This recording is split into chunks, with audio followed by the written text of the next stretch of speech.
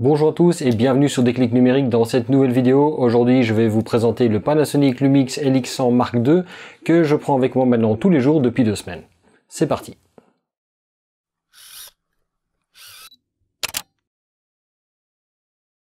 Donc comme pour la vidéo sur le GX9 et le TZ95, il s'agit d'une vidéo qui est faite en partenariat avec Panasonic pour qui je suis ambassadeur. J'ai l'appareil en prêt, je fais une revue et j'ai le droit de dire exactement ce que je pense sur l'appareil et c'est exactement ce que je vais faire maintenant. Alors le Panasonic Lumix LX100 Mark II, comme son nom l'indique, est le successeur du LX100 tout court. Il s'agit d'un appareil photo compact à capteur micro 4 tiers. Et ça c'est déjà sans doute le premier fait remarquable par rapport à cet appareil, c'est que dans ce petit boîtier que vous avez ici juste devant vous, il y a un capteur embarqué micro 4 tiers. Donc c'est bien plus grand que ce qu'on trouve habituellement sur les appareils photo compacts. Et c'est exactement le même type de capteur que l'on trouve par exemple comme dans le GX9 ou même dans le même genre de capteur qu'on a dans un GH5. C'est exactement le même format de capteur.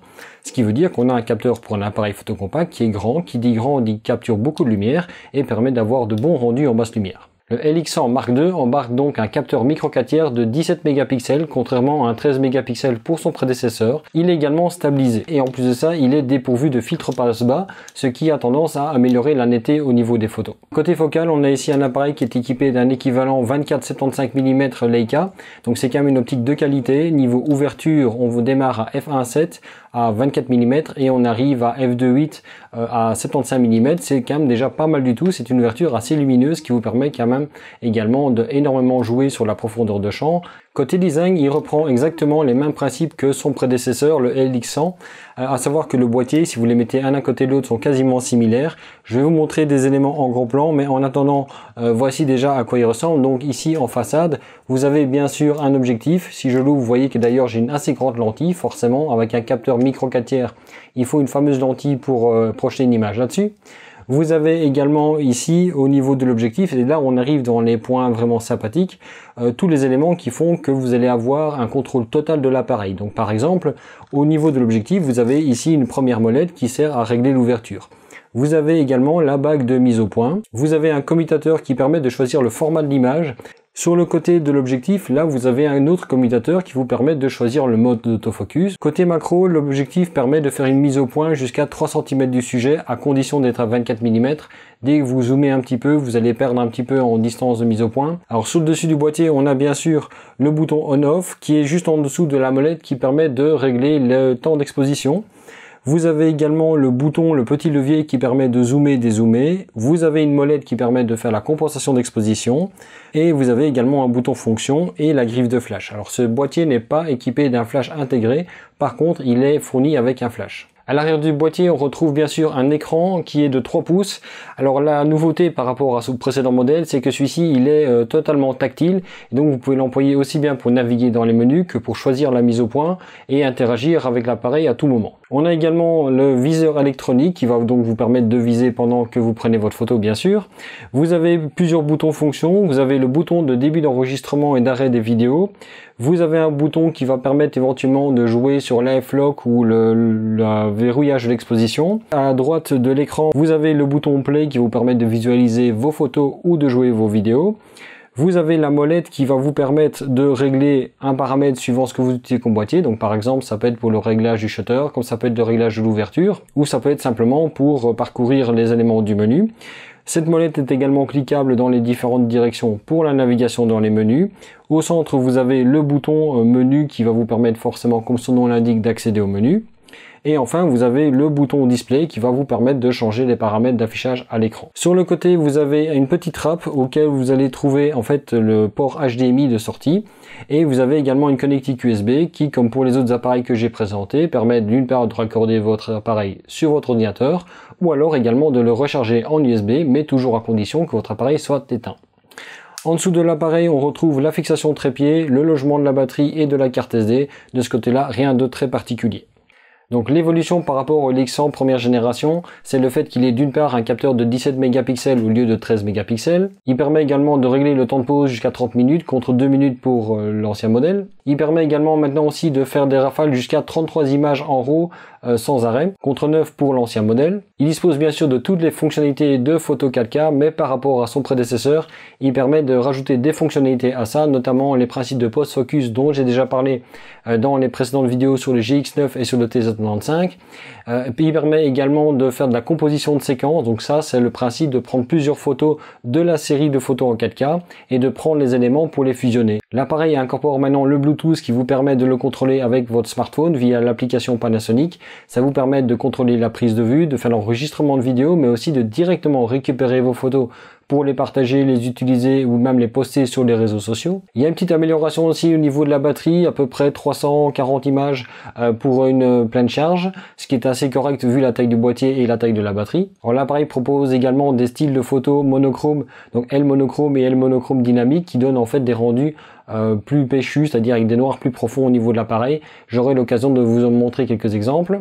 Alors côté utilisation, ce boîtier, moi je le trouve particulièrement destiné à la photo de rue, il s'y adapte très bien, simplement parce que comme vous le voyez, il est ultra compact, c'est un boîtier compact forcément, mais c'est un compact qui ne sacrifie rien en termes de performance, contrairement à ce que je vous avais présenté avec le TZ95 qui était une espèce de couteau suisse. Ici on est net moins dans cette catégorie-là, puisqu'on a un boîtier qui est clairement destiné à des gens qui veulent avoir un contrôle total sur leur boîtier.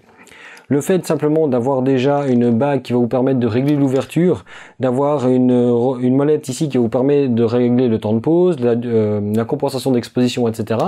montre bien que l'idée c'est que on puisse prendre des photos une fois qu'on a un petit peu l'habitude des positions des boutons sans devoir penser à aller dans les menus. Donc c'est vraiment pouvoir se concentrer sur la visée et directement y aller. Alors ce qui est original et qui m'a perturbé au départ, c'est que ce boîtier est totalement dépourvu de molette de mode. Faut savoir simplement que aussi bien sur la bague qui règle l'ouverture que sur la molette du temps de pause, il y a une position automatique qui fait que vous basculez en fait de fait en mode priorité ouverture, priorité vitesse ou même en mode P ou full automatique si vous le voulez. Tout dépend du réglage que vous faites dessus. Alors les molettes en elles-mêmes sont très souples. On a ici la molette d'ouverture qui joue très bien. Elle joue en tiers de stop, donc ça c'est très bien. Dès que l'on passe sur le mode automatique, l'appareil règle tout seul. Ce que je reprocherais, c'est qu'en fait simplement le passage en mode automatique n'est pas assez marqué au niveau de la bague d'ouverture. La bague de focus est très souple, aucun problème avec ça. La molette de réglage de temps de pause, je la trouve un petit peu mal positionnée. J'aurais aimé qu'elle se trouve en fait à la place de la bague de compensation d'exposition. C'est parce que c'est dans mes habitudes, mais j'aime bien pouvoir la régler avec le pouce. Par contre, ce que je pense qui aurait été vraiment bien au niveau du temps d'exposition, c'est qu'on ait également des tiers de stop. Ici, on se retrouve avec une molette qui a des stops complets, alors que l'ouverture, c'est par tiers de stop. Ça veut dire que quand on change d'un tiers de stop d'un côté, on n'a pas l'équivalent de l'autre, et ça peut poser des problèmes au niveau des réglages. Je suppose que c'est dû pour un problème de finesse au niveau des réglages entre les différents paliers, mais moi, personnellement, j'aurais bien aimé ici d'avoir un tiers de stop.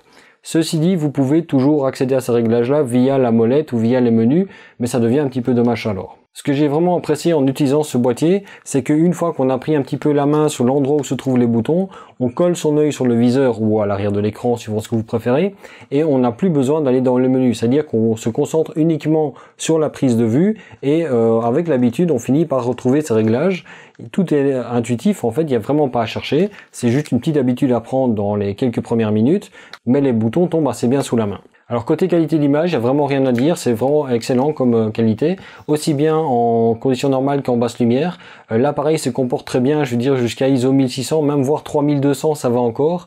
Quand on passe au-delà, il y a vraiment un cran. Passer au-delà de ISO 3200, on voit clairement du bruit apparaître. Jusqu'à ISO 1600, c'est très très propre. Entre 1600 et 3200, bon ok, ça reste totalement exploitable, mais là le bruit est présent. Mais au-delà de 3200, là on commence vraiment à perdre du détail. La stabilisation, elle, fonctionne très bien. On peut compter au moins jusqu'à 3 stops. J'ai même fait quelques clichés vraiment relativement longs à main levée. Je vous en montre des exemples avec des informations au niveau de l'affichage. Comme ça, vous pouvez vous faire une idée. C'est très simple puisque l'appareil en fait tient très bien en main. La stabilisation fonctionne super bien. Donc de ce côté-là, rien à redire non plus. Par contre, j'ai quand même deux éléments qui m'embêtent au niveau du boîtier pour le côté ergonomie, prise en main, etc. La première, c'est l'écran. Alors il est d'excellente qualité. Le tactile fonctionne super bien. Mais pour un appareil compact ici pour faire de la photo de rue, le fait d'avoir un écran inclinable ou même mieux encore sur une rotule pour moi serait vraiment un énorme atout, simplement parce que quand on a un petit appareil comme ça et qu'on commence à se positionner à ras du sol ou quelque chose comme ça, aller coller son œil sur l'écran ou dans le viseur derrière, c'est totalement impossible. Et le deuxième point que je lui reprocherais, c'est que ce boîtier n'est malheureusement pas tropicalisé. Alors on n'est pas non plus sur un boîtier qui coûte extrêmement cher, puisqu'on est sur un boîtier qui est dans les 800-850 € si je me trompe pas. Alors ça peut paraître cher pour le boîtier, mais il faut bien se dire que on n'est pas sur un boîtier compact classique. On est quand même sur un boîtier micro 4 tiers, donc si vous voulez comparer ça, il faut comparer ça avec un boîtier micro 4 tiers et un objectif qui aurait un équivalent 24-75 mm, f1.8 et f2.8, et donc là on va trouver quand même sur une gamme de prix qui va assez correspondre par rapport à un boîtier à objectif interchangeable. Le truc c'est que ce boîtier-ci, il est tout en un et donc il est facile également à transporter. Alors niveau encombrement, vous voyez que c'est pas énorme. Niveau poids, il fait un tout petit peu moins de 400 grammes, donc ça se met très facilement dans la poche. Alors côté fonctionnement maintenant, le plus gros problème en général en photo de rue, c'est l'autofocus. Et là, il n'y a vraiment rien à redire. L'autofocus fonctionne vraiment à merveille. La technologie DFD de Panasonic jusqu'à présent ne m'a encore jamais déçu. Alors je dis pas qu'elle est parfaite, parce qu'il n'y a aucun appareil qui fonctionne dans toutes les circonstances. Mais en tout cas, j'ai toujours réussi à prendre les photos que je voulais. L'autofocus est hyper réactif, il accroche au bon endroit. On peut définir des points de focus assez précis, puisqu'on peut même augmenter ou réduire la taille du point d'autofocus. On le positionne où on veut.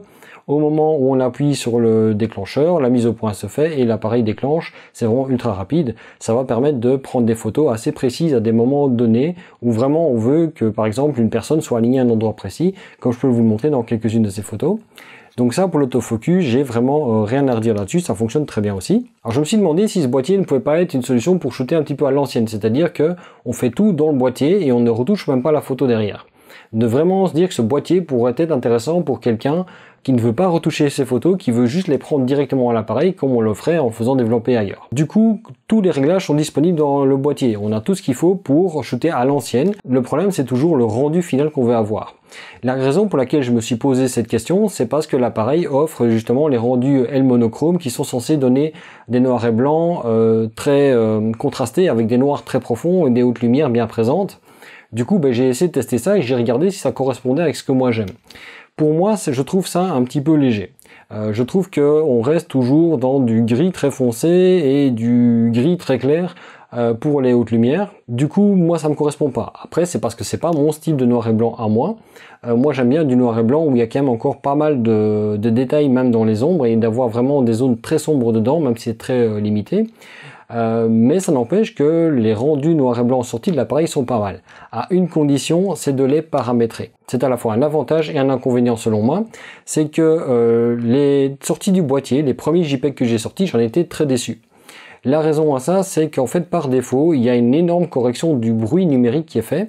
Et comme toujours, la réduction du bruit numérique entraîne l'apparition de défauts et une perte de netteté. Donc moi ce que j'ai fait, c'est qu'au niveau de l'appareil, et ça c'est chouette parce qu'on peut aller dans chacun des profils d'images que l'on peut utiliser et on peut les paramétrer. Et donc j'ai réduit le paramètre de réduction du bruit au minimum. J'ai également un petit peu augmenté la netteté parce que je trouvais que ça manquait un petit peu de bornettes au niveau de ce qui sortait directement en termes de JPEG du boîtier. Et là j'ai commencé à avoir quelque chose qui me plaisait, mais ce n'est toujours pas le noir et blanc qui me correspond à moi. Ça n'empêche qu'il n'est pas vilain du tout. Il peut tout à fait vous correspondre, ça dépend de ce que vous voulez comme rendu. Alors pour finir, je vais vous donner mon avis sur ce boîtier. Il s'agit d'un boîtier que j'avais hâte de tester parce que c'est un boîtier compact avec un capteur micro 4 tiers. C'est pas, ça court pas les rues et ce sont quand même des capteurs qui permettent d'avoir d'excellentes performances. Par rapport à un capteur classique sur un compact généralement d'1 pouce, on a une superficie qui est largement plus grande. Donc ça veut dire qu'on capte beaucoup plus de lumière et qu'on peut donc attendre de meilleurs résultats en basse lumière. Et c'est tout à fait le cas. Cet appareil se comporte très très bien en basse lumière, comme n'importe quel appareil qui est équipé d'un capteur micro 4 tiers d'ailleurs. Alors je me suis beaucoup amusé à l'utiliser parce que le fait d'avoir tous ces réglages manuels dessus, ça rend le fait de la prise de vue assez sympa, c'est-à-dire qu'on ne doit pas commencer à aller dans les menus, on a tout à la main, une fois qu'on a pris un petit peu l'habitude. Ceci dit, moi le compact n'est pas trop le type d'appareil que j'aime, moi je préfère avoir un boîtier un peu plus grand, et si on les compare avec un hybride classique, on n'est pas beaucoup plus petit non plus, du moins au niveau du boîtier. Par contre le poids est très agréable, je l'ai utilisé pendant une bonne après-midi en le tenant à bout de bras, on le sent même pas. Ce qui était sympa aussi, c'est que j'ai pu remarquer que la batterie qui l'embarque était quand même très bonne. En fait, c'est exactement la même batterie que dans le GX9. Dans le GX9, je trouvais que la batterie était insuffisante. Alors à mon avis, c'est la batterie qui devait être pas terrible. Parce qu'ici, dans le LX100 Mark II, elle fonctionne super. J'ai tenu quasiment une 3/4 de journée, je vais dire, sans avoir de problème avec, sans vraiment me soucier de la durée de vie, en ayant toujours l'appareil allumé. Ça fonctionne très bien. C'est un appareil donc qui est vraiment très amusant à employer, mais mon plus gros reproche c'est finalement la tropicalisation, parce que à la moindre goutte de pluie, j'ai toujours peur d'avoir un problème avec ça, d'autant plus que l'objectif en fait s'étend au moment où on zoome, et donc ce sont des endroits mécaniques où de l'eau peut éventuellement s'infiltrer, donc ça me refroidit toujours un petit peu pour faire un shooting dehors alors qu'il fait mauvais. Et pourtant malheureusement la pluie est un élément assez intéressant en photo de rue, ça permet d'avoir des effets sympas, donc pour ça j'étais un petit peu frustré, c'est que dès qu'il commençait à pleuvoir, je devais le remettre dans ma poche pour être sûr de ne pas avoir de problème. La qualité photo est vraiment au rendez-vous, on a un capteur vraiment qui donne un très bon rendu avec une très bonne plage dynamique, on peut capter à la fois des basses lumières, des hautes lumières, tout était bien géré, les couleurs dans le boîtier sont très bonnes, la gestion de la balance des blancs automatique fonctionne même très bien, j'ai quasiment employé que ça. On a également de très bons rendus au niveau des noirs et blancs qui sont prévus dans le boîtier, à condition un petit peu de les fine-tuner. Ça n'empêche que moi je préfère quand même utiliser mes propres rendus, c'est une question de goût. Et comme pour le GX9 d'ailleurs, j'ai fait des traitements assez poussés, j'ai été chercher très loin dans les contrastes et dans les micro-contrastes à certains endroits, sans avoir vraiment de problème d'aberration qui apparaissait. Ça veut dire que la qualité de l'image est vraiment très bonne, et il n'y a vraiment aucun souci là-dessus, cet appareil répond vraiment à ce besoin-là. Côté qualité, il n'y a vraiment aucun sacrifice qui est fait. Donc est-ce que je vous conseillerais ce boîtier? Alors si vous êtes débutant et que vous cherchez un appareil photo compact pour voir si la photo vous plaît, c'est peut-être pas le boîtier que je vous conseillerais parce qu'il est peut-être un petit peu complexe à prendre en main, ou du moins il risque peut-être d'être un petit peu cher pour voir si vous voulez voir si ça vous plaît ou pas. Par contre, si vous cherchez un boîtier de voyage qui vous permet de faire de la photographie de manière hyper sérieuse, ce boîtier est clairement là pour ça. Vous avez le contrôle sur le moindre paramètre, vous avez un bouton quasiment pour n'importe quelle fonction, et vous avez quand même tout ce qu'il faut pour faire de belles photos, y compris la taille du capteur, ce qui est plutôt rare sur ce genre de boîtier. Alors pour quelle pratique de la photo? Je l'utiliserai forcément pour de la photo de rue, je l'utiliserai peut-être même pour du portrait, même si la focale c'est pas tout à fait ce qui me plaît de ce côté-là, c'est un petit peu court par rapport à mes habitudes. Mais pour du paysage ça marchera très bien aussi. Par contre pour la photo animalière ou la photo sportive, là à mon avis c'est pas la bonne idée, simplement parce qu'on a une focale qui est un petit peu courte, et en plus de ça c'est pas les meilleures conditions pour employer l'appareil. L'autofocus fonctionne très bien, mais pour des objets qui passent très vite dans le champ, ça va être très difficile à gérer. Pour ça il y a d'autres appareils beaucoup plus efficaces pour ça. Voilà donc pour la présentation du Panasonic Lumix LX100 Mark II. J'espère que cette présentation vous aura plu. Si jamais vous avez des questions concernant le boîtier, n'hésitez pas à me les poser dans les commentaires de la vidéo. Je sais que je n'ai pas tout dit. Je vous mets d'ailleurs dans la description de la vidéo quelques liens d'autres qui ont présenté ce boîtier. Si cette vidéo vous a plu, comme d'habitude, likez-la, commentez-la, partagez-la. N'hésitez pas à vous abonner à la page Facebook de Déclic Numérique. Il y a le groupe Facebook de Déclic Numérique. Vous avez également aussi le compte Twitter de Déclic Numérique et mon compte Instagram. Vous retrouvez les liens de tout ça à la fois dans la description de la vidéo, mais aussi dans la bannière de la chaîne. Et sinon, moi, je vous dis à samedi pour une nouvelle vidéo sur Déclic Numérique.